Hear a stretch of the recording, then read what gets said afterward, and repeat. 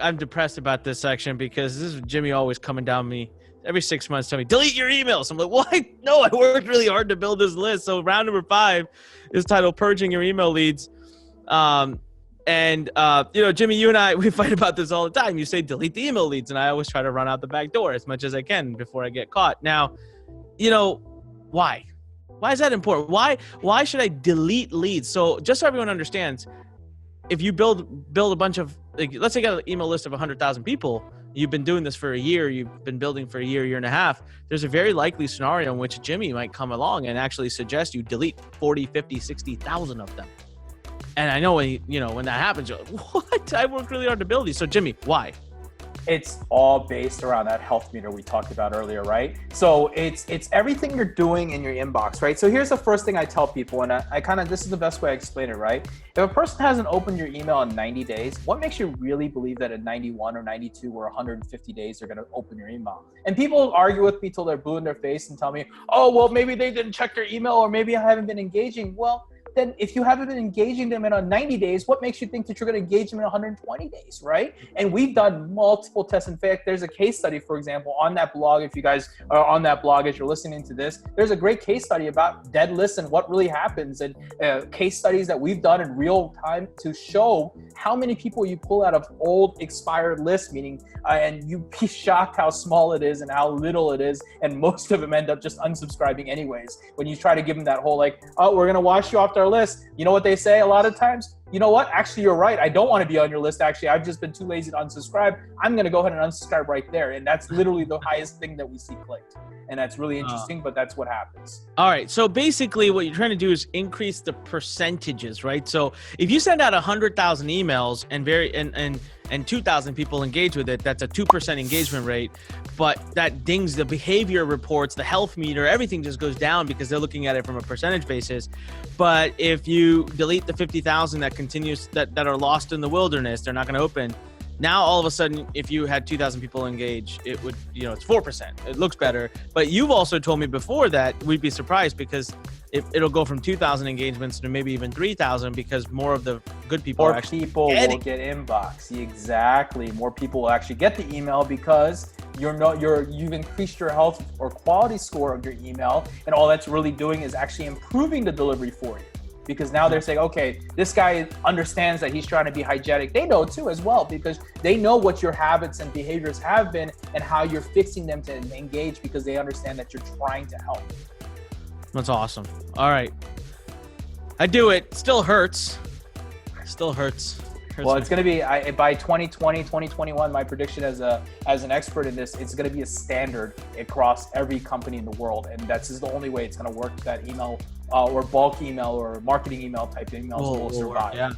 Yeah. All right. Wow. How frequently should we do this? It all depends on what you're doing as a company. So we've kind of nailed this down in our company a little bit, and we've started to understand. So if you're a heavy advertiser, right, that means you're a person that wants to mail every day, hammer your list and give them offers, maybe even twice a day. You should be doing it every 30 days. If you're a marketer and you're doing it where you're sprinkling value content, it's about 90. If you're a brand and you're like a larger company, you're not emailing it quite as often, they say 180 days. So it really just depends on what you're doing and how you're handling it. If you're just a straight up take your email and slam them, you need to be scrubbing every 30 days. In fact, some experts will tell you 14 days now. That's how important and how urgent this is right now to make sure that you're protecting yourself for the future. So anywhere as little as 14 days up to 6 months, depending on your send quality and your send frequency. Yeah, and if you have to ask, I always tell the people, if you have to ask yourself your question of where do you really fall, that means you're probably at the lowest tier, which means you should be scrubbing more often. Does that make sense?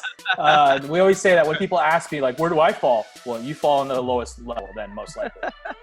You don't need to ask that question. All right. What can anything to be done with those?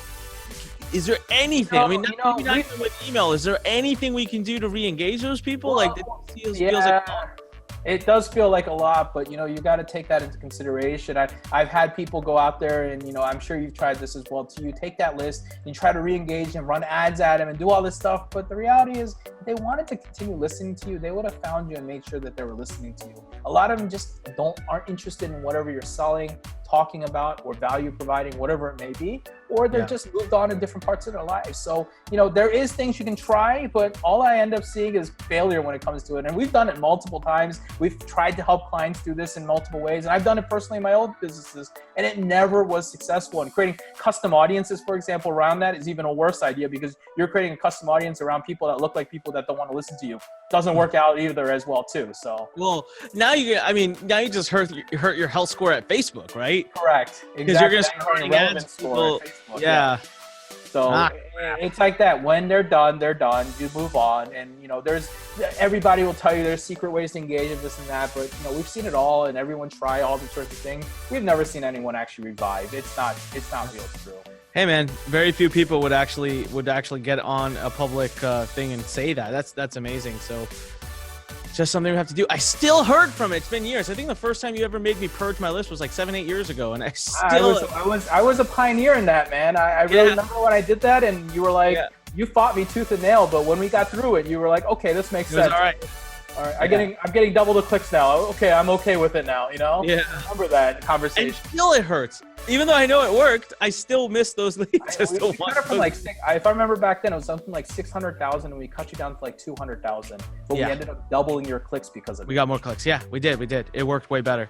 And SendLane it's got an automatic hygiene feature as well. You want to talk a little bit about that, because that's kind of cool. It's pretty absolutely. Based around my concept and understanding of how important this is, we built an actual feature around it that automates the entire process for you. So you can set that automation, and based on the behaviors and habits, and if you say 30 days, go ahead and remove those people off your list every 30 days, so you don't have to do it, and you're just hands-free.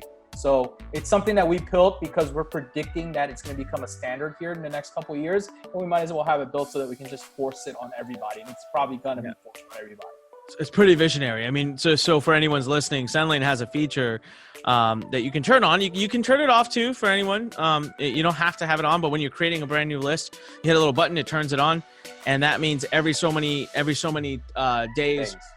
Is that assigned by SendLane, or do we tell it how often? You tell it how often you want. Okay, so however often you want to purge your list, it will go through and it will do it all for you, and then it just does it perpetually. You don't have to do anything. And that's pretty crazy. Unless our compliance team reaches out, but then that's forced then at that point. All right, yeah, well that's different. Let's not talk about those people. Thanks for listening to The Fighting Entrepreneur with your host, Anik Singal.